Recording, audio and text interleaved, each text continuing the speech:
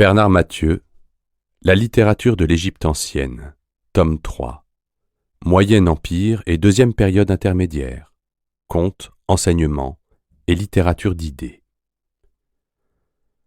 Ce troisième volume regroupe des œuvres qui comptent parmi les plus célèbres auprès du public égyptophile et les plus commentées par les égyptologues.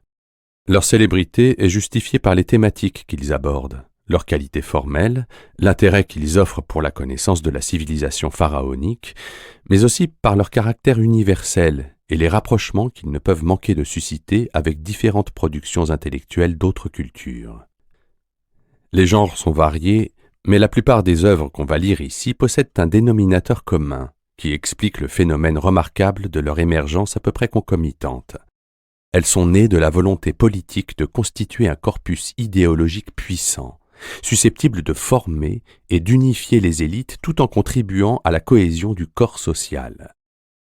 La majeure part de la littérature du Moyen Empire sert les dirigeants thébains qui surent trouver les ressources indispensables pour supplanter sans les renier les anciennes dynasties memphites.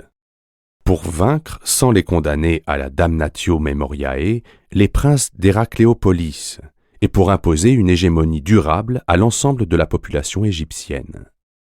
Les artisans du texte, toutefois, savaient prendre du recul et s'affranchir de codes trop normatifs, au point que le statut d'auteur qui leur est parfois contesté ne saurait leur être refusé au prétexte que nous ignorons presque toujours leur nom.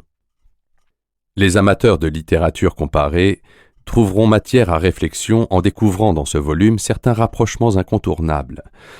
Ainsi, le duel de Sinoué avec le fort du Réténou ne peut manquer de rappeler le combat biblique de David et Goliath.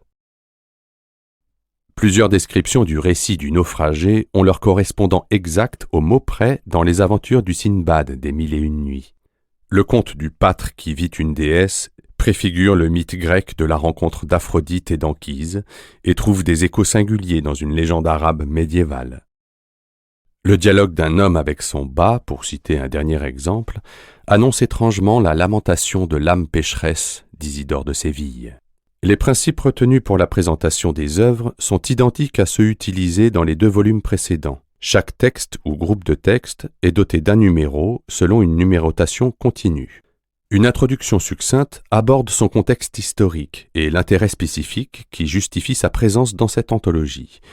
Est fournie ensuite une bibliographie spécifique, la plus complète possible, permettant de retrouver éditions, traductions et commentaires. Plusieurs documents sont accompagnés de l'original hiératique ou de la transcription hiéroglyphique de l'original, de sorte que le volume puisse aussi servir de livre de lecture.